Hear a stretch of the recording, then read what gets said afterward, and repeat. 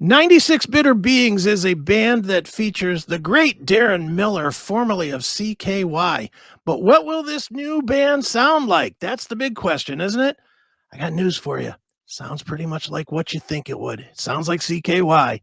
We will chat with Deron next, right here on Chris Akin Presents.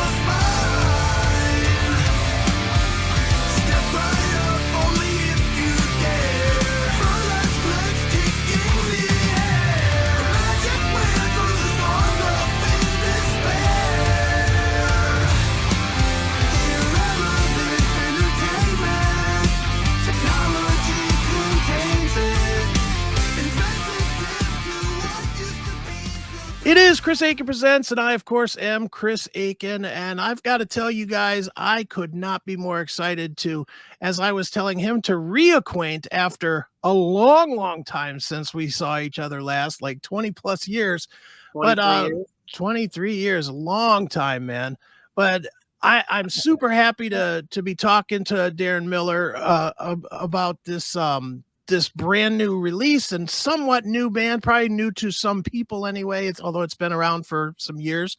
The band is 96 Bitter Beings. They have a new release that is coming out on November the 4th called Synergy Restored. It is fantastic. I'm just going to tell anybody that was a CKY fan, they will still be a fan of 96 Bitter Beings. It is a fantastic record. And to talk all about it is the man himself. It is Deron Miller. Deron, how are you, man? I'm doing great. I'm fantastic. Excellent, man. Well, I'm fantastic hearing this record, man. I'm just going to tell you, talk about just picking up where you left off and just going right down the road. This is excellent stuff, man. Thank you so much, man. We worked so hard on it. I mean, this record, the first record, and this record, our first album was called Campaign, and we started working on them both at the same time, 2016, and we've been dying to get it out, but it was just about to happen until the pandemic kicked in, and then it just delayed everything, and it was so frustrating. But it's awesome to finally have a release date and singles out and all that stuff. Right And on. we seem to be getting really good response on it, so that makes us incredibly happy. Certainly, man. Well, dude, talk a little bit about this journey from CKY, which, I'll just tell you my stance, which means nothing, but it ain't CKY without you in it. I mean, that's just it. You wrote most of the stuff. You were the guy. And now I think hearing 96 Bitter Beings, the only difference that I hear personally, and I mean, it's probably the slightest bit of a difference, is there's somewhat more aggressive attacking in the songs, where a lot of the CKY stuff kind of like grooved you into it a little bit. This stuff is just like boom, right in your face, right from the word go. But other than that, it sounds just like what I was expecting. I know that's really important. That was really important to me, is to let people know that that sound isn't gone forever. I wasn't really aware of what they were doing after I stopped playing with them, but I just, a lot of fans were disappointed that they're like, where's that sound, And I had taken some time off. I had done some other projects and all that. And then I just got really re-obsessed with what it is that I do, and I decided, hey, I'm gonna pick up, like you said, exactly where I started from, and I had to find really good guys, really talented guys, and this is the beginning of a whole new a whole new journey, a whole new career, and it's been going so well. So we've done 2 headline tours. We've had amazing feedback. Like you said, you heard the album and Sure. love it, and that's pretty much the consensus for the few people that have heard it. They're just blown away by it, and I'm really happy about that because never have, I ever, worked on an album where people were immediately, stoked to hear it. Usually it's like, "It's cool, man, I'll give it a few more spins," and now that it's now that people are hearing it and they're immediately getting it, just makes me feel like, oh, okay, it must be improving on how easy it is to digest the songs right away. So Sure. that's not always easy. It's really hard to do that. So we just worked on it for so long, 2016, and up until we handed it in like 3 or 4 months ago, I was still working on it. So it's 6 years in the making, and it's we're really proud of it. Right. Now, when you and I know I'm going back a few years, but when you were putting this band together, like you said, it was of the utmost importance to have, I'm going to assume, not only great players but better players than you had played with Sure. before, because you kind of have to make that statement. So what was the process that you took into bringing people in? I mean, obviously with CKY sort of falling apart, you, Mhm. a big part of it had to be chemistry outside of playing guitar and making music. It had to be, am I going to get along with this guy? Is Yes. this not going to turn ugly? So how did you go about putting the band together, not only musically, but as a collection of guys? Well, it's funny because every time I try to put a band together, it just works out. I can't really explain it. It's like somebody refers me to somebody else, and then that person refers me to somebody else, and somehow I end up talking. I mean, a lot of people get in touch, and they're like, "Oh, I play guitar. I could be in the band," but they're from Montana or something. Right. So I'm in LA, so people refer me to other people and say, "You're gonna love this guy, and he's looking for a band," and then I get together and then we talk about it and then we start to play and it starts to work and it just falls into place. But like you said, the hardest part is, are they going to be professional? Are they in it for the long haul? Are they going to be able to deal with me? You know, Right. it's you really don't find that out until you spend enough time together. And we our drummer was having surgery and we needed to find a replacement, and I must have met with 3 or 4 drummers trying to find somebody that I thought was gonna be able to handle, all the aspects of being on the road, and being professional, and not knowing them, not knowing the people personally is so risky. So I ended up getting Matty Janitis, who was in CKY with me, to come out from Finland and play the drums because he is used to me. And Right. we've known each other forever, so I knew that I could count on him and we could count on each other, so it worked out perfectly, and now he's the, bass player. Okay. Well, the one thing that is surprise, if there is a surprise to me on this thing, is the label itself that you signed with, Nuclear Blast, and not Mhm. because they're not a great label or anything, they obviously are, but they Oh, yeah. certainly don't feature what you do normally. Normally it's raw, deathy type stuff, Right. and then here you come, and it's like, so how did that work out to where you signed with them? Well, I had a history with them. I did an album that was, Oh, called with a band called World Under Blood, but they have started getting more into doing more heavier rock bands. okay, There's a few rock bands on there. Of course, they had Graveyard, they had Scorpion Child. They've definitely worked with rock bands before. So I think that it was completely a wise choice to go with them because I know a lot of the people there. And sure, and I think that because maybe rock isn't completely their thing, that it would be important to them to try to get more involved in doing the rock stuff. So I feel totally cool and comfortable with them, and it's the best thing about signing with a label is knowing the people that are there, the people Sure. that are working with you, and not afraid to call you up and say, yeah, what's this? A lot of the people that are there now have been in the industry for years, and some of the people I worked with at Roadrunner, people from all the labels, so names that everybody that's interested in the underground and all that, they're recognizable names. So Okay. it's a good thing, because there's a lot of metal bands, maybe Yeah. too many. Well, there are, and I guess probably the advantage that you have being there is that you won't get lost in the mix of 50 Dimmu Borgir type bands that Yeah. would be there. You will kind of set your own place on that label. Hmm. And it's also all about, the label does their jobs for their bands, but the most important thing to me isn't necessarily whether, oh, am I afraid that this is a metal label predominantly, or is the music going to do the talking, Right.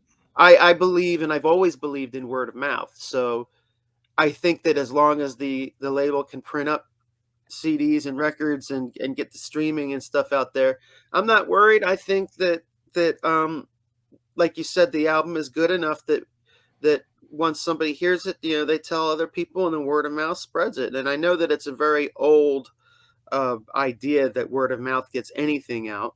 Movies like Halloween and stuff that came out that had no promotion at all, word of mouth, got around, and eventually that became a huge hit. I don't think that something like that couldn't happen today. I think that Sure. that's possible, and I know that it works for quite a few bands. Right. Well, So and you have a history. Not only, I mean, CKY did that. Let's be honest. That's what yeah, CKY did, and honestly, you proved that just not that long ago when you crowdfunded the previous release. yeah, That just proves, if nothing else, that the fans are willing to. They're willing to right, be the grassroots fans that support you, as long as they can depend on what you're going to release. right. And it's very important for me to progress and get better so that I don't let them down. And like yeah, what you said is dead on.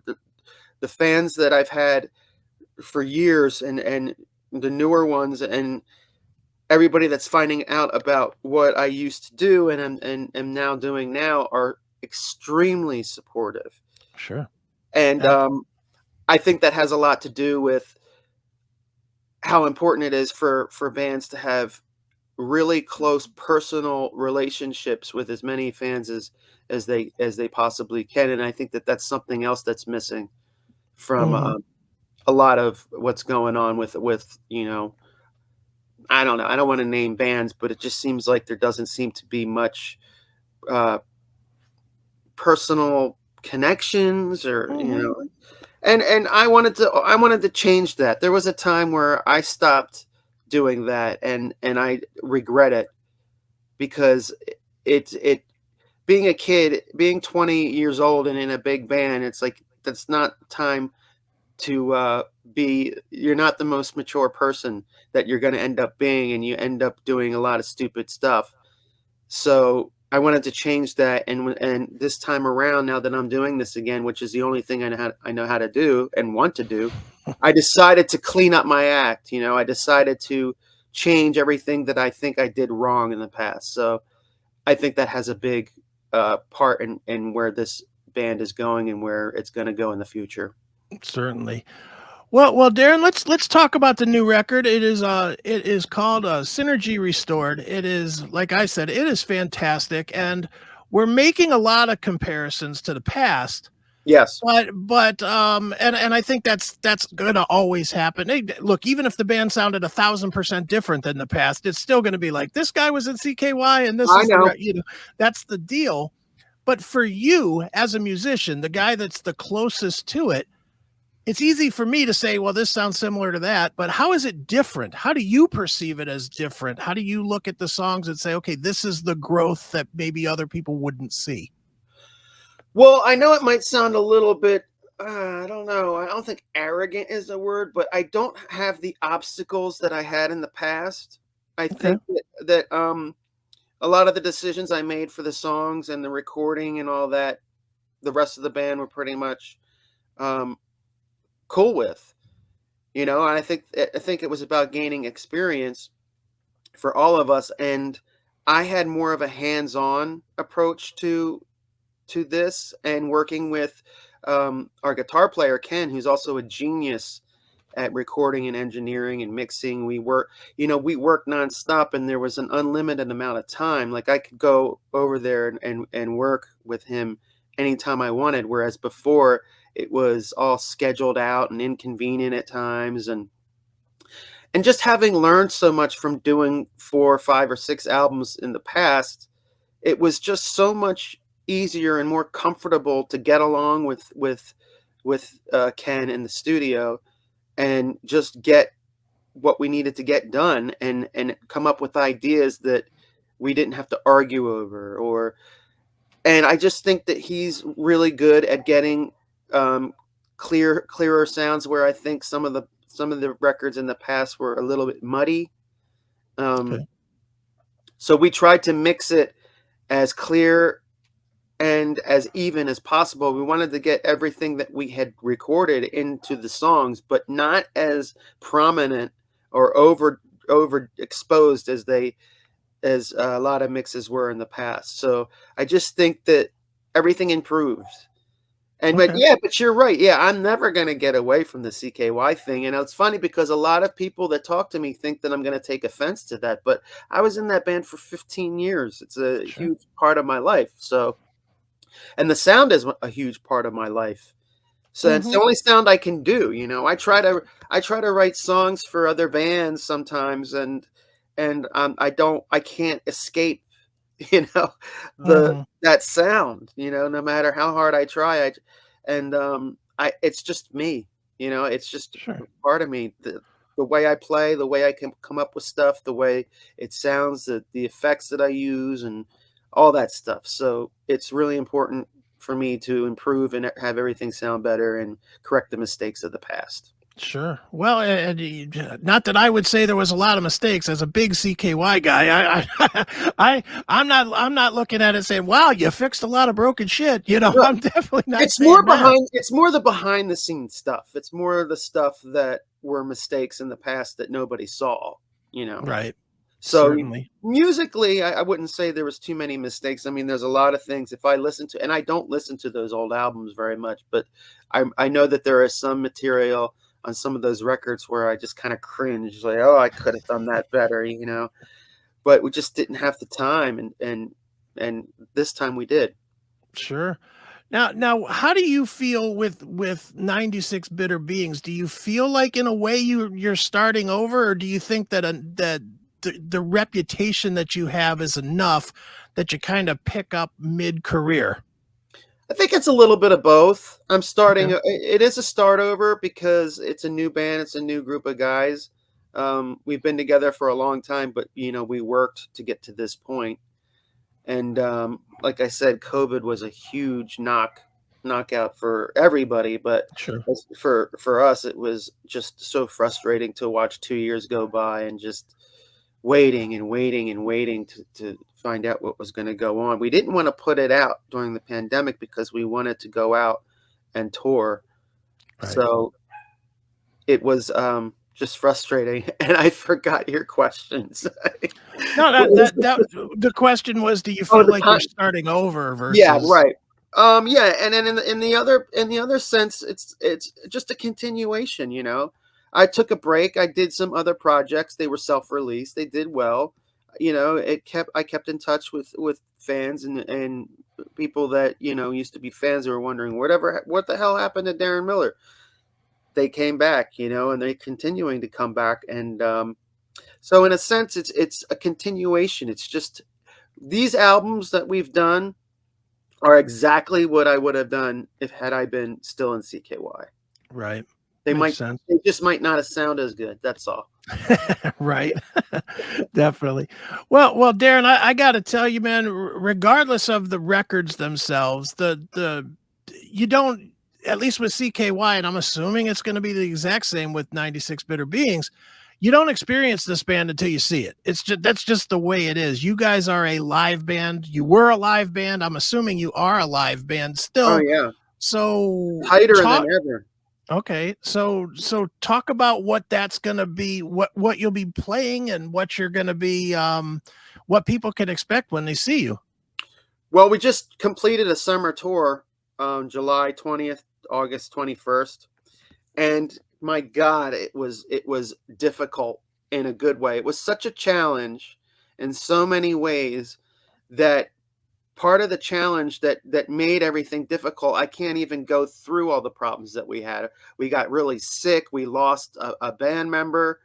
It was just really, really, really strangely difficult. But that, like I said, I enjoy the challenges. And, there were many times during the tour where, we were questioning whether we should even keep going. Right. And because of how sick I got and how sick Ken got as well. And we're like, no, you know what? We're going to prove that we can take this to the end. And, we're in a van, four or five of us in a van. Oh. I was sleeping in the van and I loved it. I love sleeping in cars. Don't ask me why.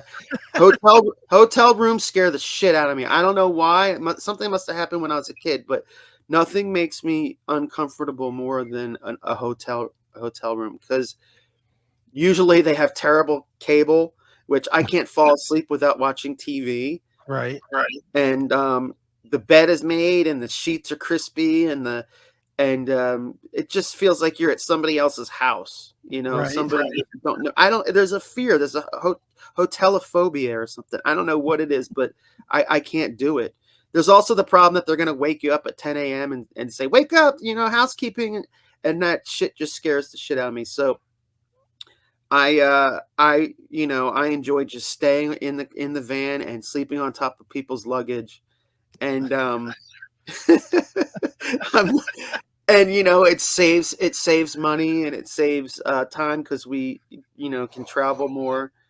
And, it's just so much more fun than it was being on a huge tour bus, Mm-hmm. with all of us using so many different substances and arguing and all that stuff. So Right you on. don't know what you've got until it's gone, right? Right, exactly. Well, with the live shows, obviously, I don't want to get into a real depressive topic, but the pandemic has really changed everything with it. As far as, go ahead. I'm sorry. I have to respond to that right away, because it's Okay. still having an effect. I mean, I think that even though it's over, the aftermath of that is we're almost worse than the pandemic was when we were touring the East Coast or the West Coast. I'm sorry, with Portland and Seattle, just how horrible those cities have become. There's so many homeless and so many drug addicts and then on the East Coast you see the same thing. Mm-hmm. In between, in the middle of America, it seems that everybody, well, not everybody, but most people seem kind of bored. And I think that people don't know how to react after 2 years of not being able to do anything. So I'm just hoping that we can finally get back to a real, normal situation in this country. It's really slow to come, though, because I'll give you two quick examples. One that's a concert, and one is just last weekend. I'll start with the concert. I went out not that long ago. I went and saw Seven Dust and a few other bands that were with Seven Dust, and it was at a decent sized room, a room that holds like 1,500 people. And I don't think there was 400 people in the room. I think people are still very nervous about going, and they're still hearing the scare porn on the news that's telling them that they're going to get sick and die if they if they dare venture out and breathe somebody else's air. Yeah. And then even as recently as literally last Friday, I went out to, a bar and had a couple of drinks and whatever. And there was no one in the bar on a Friday night at like 10 o'clock in a town that has 2 bars. And I was like, Right. whoa, what is going on here? But, I think people are still a little bit scared to go all in on going back to the way we used to go and have fun. Exactly. And that's what's terrifying, is that people are willing to live out of fear and stay home and not do anything, which I think is worse than getting sick. I mean, I would rather die than spend all my time at home being afraid of something. And I got COVID 3 times. And it wasn't because I wasn't careful. It was because I refused to let what possibly could have been propaganda in most cases stop me from doing stuff. And yeah, it's sad because a lot of people do listen to that stuff. But during the pandemic, I was going to movie theaters. I was going to amusement parks, anything that was open. And if you live your life in fear, you're not living. You're not doing anything. Yeah. Yeah. So yeah, I understand a lot of people are still, staying at home. Sometimes it's because economically, financially, they can't spend that extra money. They don't have disposable income. I know it's difficult for people to get back out there, and I try to steer away from being political about this stuff. But yeah, I think that the COVID thing was really dangerous for a certain group of people that were older, or something with immune systems. I don't know, maybe not healthy to begin with, but it's still, even if I was 85 years old, I still wouldn't have stayed inside, because it's not life. It's not life. Right. Well, yeah, I too had COVID really bad, like hospitalized COVID, and just about died, being honest. I was I was right on the edge, and luckily came back. But even after, and I know where I got it. I got it at a comedy show, just like you were saying. You either live your life or you don't. And I was like, I'm not letting this get me. And I'm not going to lie to you and tell you that it has not been hard to get back out, after, especially when I know where I got it was out. But I have to push myself to get back out there, because if I'm not, then, what are most people doing right now? They're living their lives through what they're seeing on Netflix. And that's bullshit. That's not living. That's jail. Yeah, it's jail. And when I got it on tour, there was a time where my fever was so high and my head hurt so bad and my throat hurt so bad that I probably should have went to the hospital. And at one point I coughed, and the amount of phlegm that came up, I started choking on it. Ugh. And I was like choking. Right. Finally, luckily I was able to somehow, suck it back out. But yeah, I mean, it's bad. Mm-hmm. But I'm just the kind of person that I just say, you know what, if this is gonna do me in, then this is my time. I just live that way. Mm-hmm. I don't get it. I'm not afraid of dying, because I feel like if I'm gonna die, it's already planned somewhere. Right. You know what I'm saying?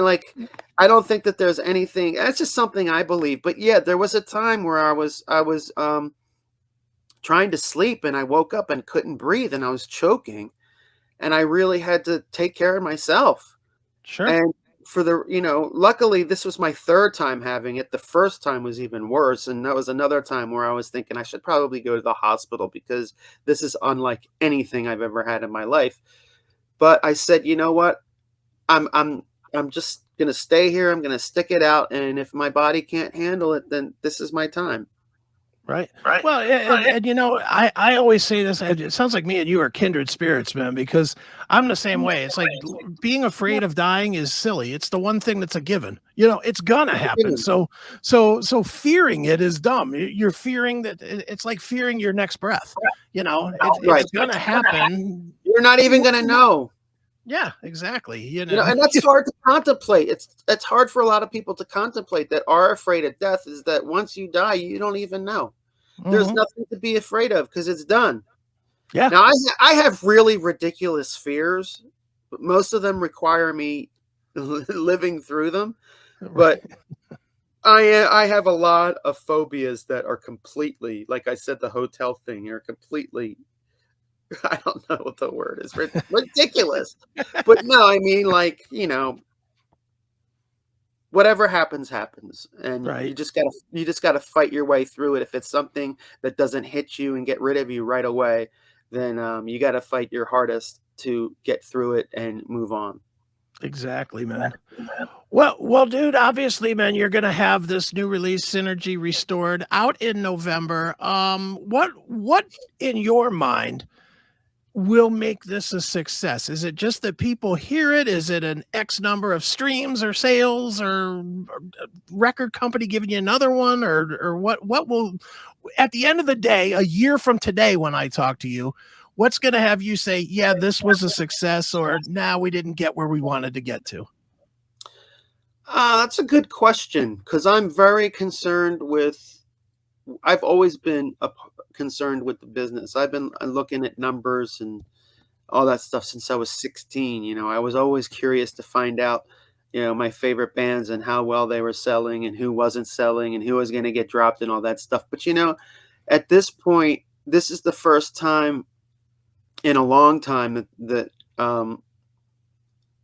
there's an album. This album's coming out and it's not self-released. I self-released 3 albums Mhm. since this one, and our first album was such a success that I don't have any fears. It's kind of like where we started with this conversation, is that I think that word of mouth and a little bit of assistance from a record company which I haven't had a record company for many, many years. I just think that somehow it's just going to work out. Um, I've already started the third album. I mean, Okay. it's going to be different. I already know the title of it, and I just don't have that fear because I don't think that there's anything else like what we're doing. And I just believe in word of mouth, and I have faith in our fans uh, getting the word out. And you know what? If it fails, you try again. You do another one. Like I said, it's just like life. You get sick, you go on, you move on, and Right. there's nothing. This band, I think, is going to exist, whether it's a huge thing or not. I believe in it, and the other guys believe in it. So whether or not it does what we want it to do, or it becomes huge or whatever, it's not going to stop. So I'm not really as concerned about that as I would have been 20 years ago. Right on. Well, you So definitely don't have you definitely don't have a reason to be concerned about the quality of it because, like I said, it is fantastic. It is Synergy Restored. It's out Energy November Restore. 4th from 96 Bitter Beings. And Darren, where should we tell people to go online to keep up with you and tour dates and all that stuff? If anywhere. The obvious socials, except for Twitter, Instagram, easy to find. Deron Miller Official, 96 Bitter Beans. Facebook, you can communicate with me, send me messages on, what is it, Messenger. Mhm. I get back to everybody. I talk to everybody. If it takes me 2 hours, I answer everything. Um, the obvious socials, type in the name of the band, type in my name, type in anybody's name, and it's going to come up. And Okay. anybody that's familiar with what I used to do and we used to do in the past is probably going to be happy to hear that sound come back, and it'll make them feel good. But it'll remind them of good times when they were kids. And the new fans, will definitely be like, what the hell is this stuff? And that's what I'm hoping too. We've already gotten it's interesting to get messages from people that are like, I have no idea who the hell you are, but this stuff is really awesome. And that's really that shows you that it's progressing, because at first it was like old fans coming up and being like, oh cool, there's something new out. But now it's like, I don't know. This song is amazing. I don't know what this band is, but I had to find out. And that's like the most satisfying thing to hear. And that's really the goal. Sure. And that's the only way you can grow. I mean, there's only so far you can go with people that are already sold. Right. And rock and metal is missing from the mainstream so much right now, except of course of the band, Metallica and all that stuff. But those guys are eventually going to retire. And there has to be some bands that are coming up. So, I just, in my head, I manifest things and they usually work out for me. Don't ask me why or how, but I just think that soon this kind of music, as history repeats itself, it's going to swing back around and people are going to get tired of all the crap that they hear on TikTok or whatever. And people are going to start playing rock and metal and classic stuff and new stuff. That stuff's going to end up on TikTok. That stuff's going to end up, on Netflix shows and whatever makes music popular, which I don't know what it is, but my music is on Netflix shows. So it is starting to come back. There you go. Well, it needs to come back into everybody's collection by buying it. I'm going to say, I say this in every interview, actually buy it. Do not just stream it, buy it. Go to Nuclear Blast's website and pre-order it. I'm not sure if the pre-orders are up yet, but I'm sure they will be. They're up. We have awesome vinyl for this. We have 4 different variants. Okay. And that we have picture discs and colored vinyl and black vinyl, and it's already, the pre-orders are already doing really well. So the physical copies, I'm not too concerned, because they're already doing very well, and this album isn't coming out for another 2 or 3 months or whatever it is. But the streaming is doing good as well. So cool. I all the concerns that I had before we released anything are kind of starting to mellow me out, because it's already doing better than I thought it would. Very cool. Well, one more time, it is 96 Bitter Beings. The name of the release is Synergy Restored. It's out November the 4th. And Deron, thanks so much for joining me here on CHRIS Akin Presents. I appreciate it, and it's good to see you again. Yeah, absolutely, man. After 23 years. after a quarter century, yeah. Unbelievable. That is unbelievable. When you think about time, and it's just unbelievable. But like I said, it's great to see you again and talk to you again. And I don't know how I behaved last time I talked to you, but I hope it wasn't. So bad. I'll put it this way: if you'd have been a dick, we wouldn't be doing this today. Let's put it that way. Maybe that was one of the times that I wasn't a dick. I just thank God for that. Nice. Well,